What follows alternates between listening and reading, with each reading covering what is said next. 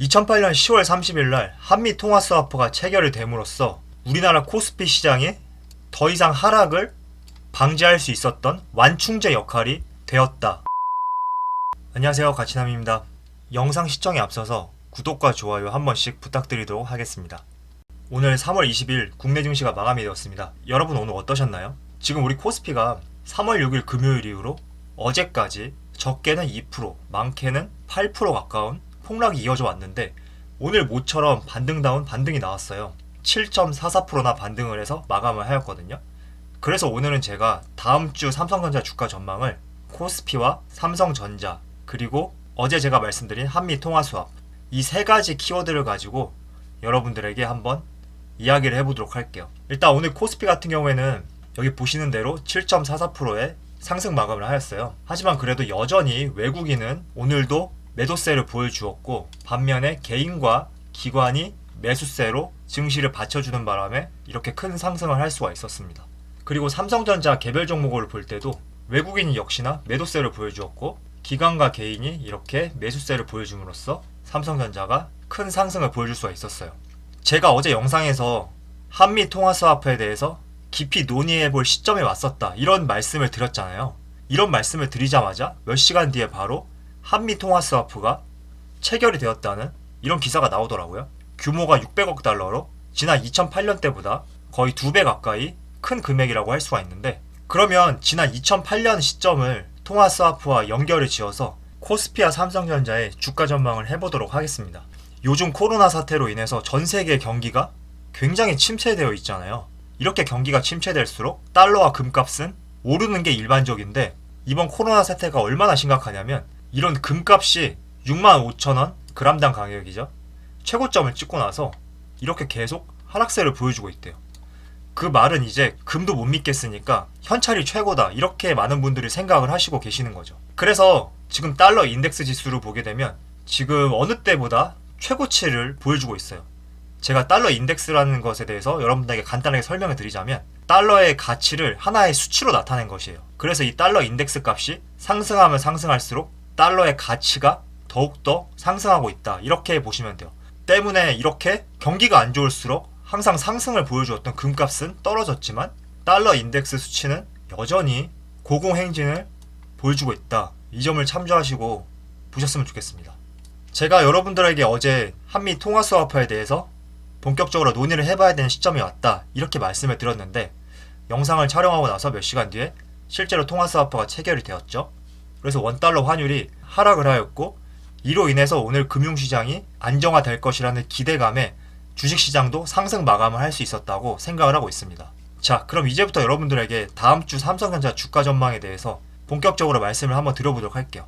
제가 여러분들에게 코스피 종합주가지수 월봉 차트를 가져왔습니다. 이 차트는 여기 보시는 대로 2008년도 거예요. 근데 왜 제가 2008년도 거를 가져왔냐면 과거를 알면 미래를 알 수 있다고 했듯이 어느 정도 과거를 통해서 미래를 예측해보자 이런 취지로 가져왔거든요. 지난 2008년도에 전세계 금융위기가 닥쳤을 때 이렇게 코스피 지수가 폭락을 보여주었어요. 1년 동안.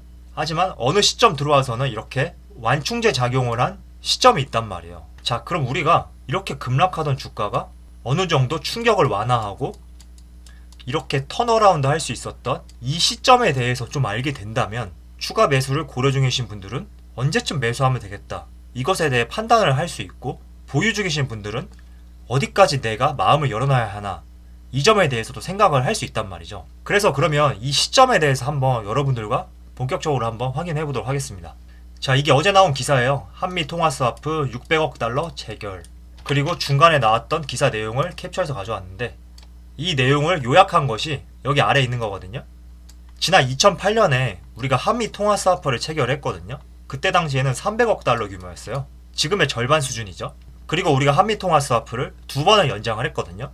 2월 4일과 6월 26일에 두 번 연장을 하고 2010년 2월 1일 날 종료가 되었어요. 그러면 여기서 가장 중요하게 봐야 될 것이 이 한미 통화스와프를 체결했던 당시 있죠. 2008년 10월 30일 이 날짜를 한번 여러분들이 유심히 봐주셨으면 좋겠습니다.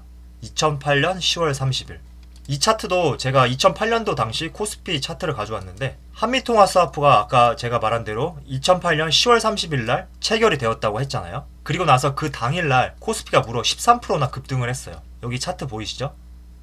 요건데 그리고 나서 어떤 일이 있었는지 한번 살펴보자고요. 한미통화스와프가 체결되고 나서 주가는 크게 2번 정도 더 내려왔지만 최저점을 더 이상 깨지 않고 지지를 해주었단 말이죠. 그 말은 한미통화스와프 이 자체만 놓고 봤을 때 상당히 금융시장에 긍정적인 신호가 될 수 있고, 그로 인해서 주식시장에도 상당한 긍정적인 힘이 될 수 있다. 이 점을 생각을 하셔야 돼요. 때문에 한미통화스와프가 체결된 당일에 이렇게 코스피가 급등을 하였고, 더 중요한 것은 한미통화스와프 체결로 코스피는 더 이상 하락이 더뎌지고 추세로 봤을 때 상승으로 돌아서는 시점이 되었다. 이 점을 굉장히 눈여겨보셔야 돼요. 자, 한미통화스와프로 인해서 코스피가 어느 정도 충격을 완화시킬 수 있었고, 그로 인해서 2011년까지 이렇게 다이렉트로 큰 상승을 보여줄 수 있었던 것입니다.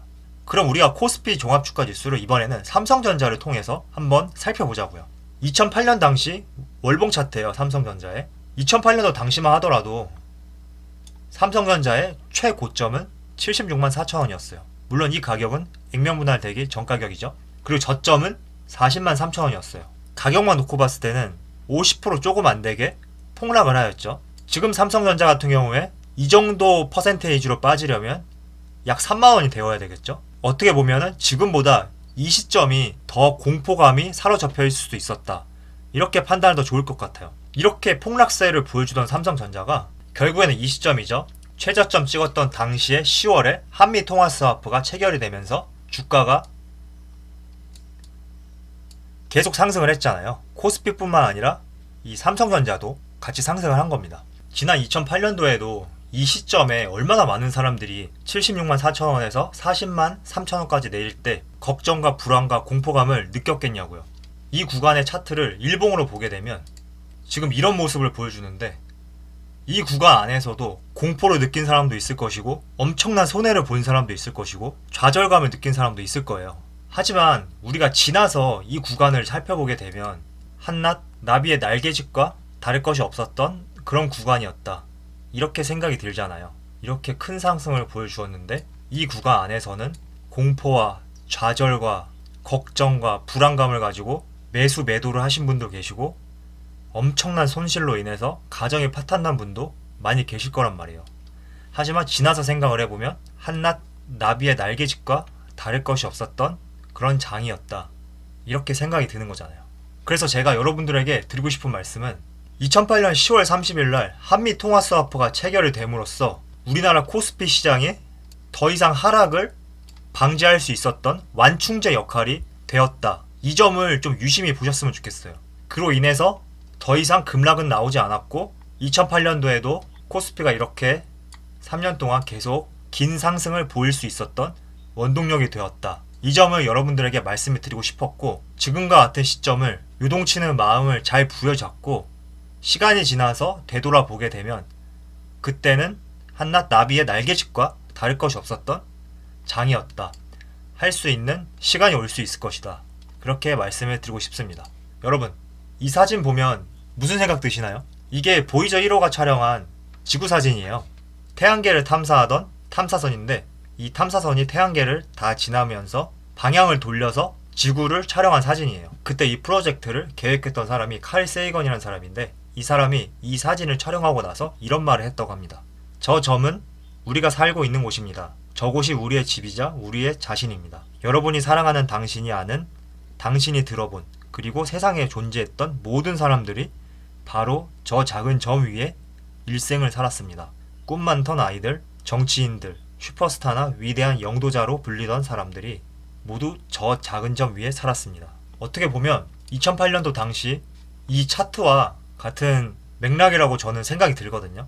지나서 보면 보잘것없던, 그냥 잠깐 내렸던 이 구간인데 이걸 못 버티고 많은 사람들이 좌절, 공포, 패배, 실패 모든 것을 맛보고 시장을 떠난 사람들이 많을 거란 말이에요. 하지만 이렇게 되돌아서 보면 보잘것없던 나비의 날개짓과 다를 것이 없었던 시장이었다. 이 점을 여러분들이 생각을 하시고, 지금 코로나 사태도 몇 년이 흘러서 지나다 보면 정말 그때만 버텼으면, 저때 매도하지 않고 조금만 기다렸으면 이런 생각을 할 수 있는 시점이 올 것이에요. 그렇기 때문에 여러분들이 너무 성급하게 매도를 하는 악수를 두는 것은 지양하시고, 이 한미 통화 스와프가 체결됐다는 것에 굉장히 큰 의미를 두시고 어떻게 금융시장과 주식시장이 흘러갈지를 체크를 해보셔야 된다고 생각하고 있습니다. 물론 2008년도와 지금을 직접적으로 비교를 할 수는 없어요. 왜냐하면 2008년도는 단순히 금융위기 때문에 일어났던 주식시장의 폭락이었고, 지금은 금융위기보다는 한 바이러스로 인해서 경기 침체가 올 것이라는 불안감과 공포감 속에서 주가가 하락된 것이잖아요. 그렇기 때문에 직접적인 비교는 할 수는 없지만, 그래도 우리가 주식을 추가적으로 매수를 하던가 관망을 하시려면 합리적인 근거를 가지고 생각을 하셔야 된단 말이에요. 그래서 이런 한미 통화 스와프 체결로 인해서 2008년도 당시에 주가의 급락이 완충되었고, 그리고 코스피가 턴어라운드 할 수 있었던 원동력이 되었다. 이 점을 생각하시라고 여러분들에게 이 자료를 보여드리게 되었습니다. 저는 사실 요즘에 이 수치를 굉장히 유심히 보고 있거든요. 여기 제가 주소지를 남겨놨는데 여러분들도 한번 들어가서 보시면 참조가 될 거예요. 제가 왜 이걸 보고 있냐면, 결국에는 전 세계 시장이 다시 상승으로 돌아서려면 코로나 확진자 수가 증가세가 둔화가 되어야 돼요. 그러지 않고서는 세계 각국에서 내놓는 정책들이 단발성 정책으로도 끝날 수도 있다고 생각을 하고 있어요. 때문에 각 세계의 코로나 확진자 수가 얼마나 둔화되고 있는지를 잘 살펴보시고, 확진자 수가 점점 둔화되는 시점에 왔을 때 추가적인 매수 기회를 삼고 접근하시는 것도 좋은 방법이 되지 않을까? 이렇게 생각을 하고 있습니다. 그럼 오늘 영상 여기서 마치도록 하고요. 항상 여러분들의 성공 투자를 기원하도록 합니다. 감사합니다.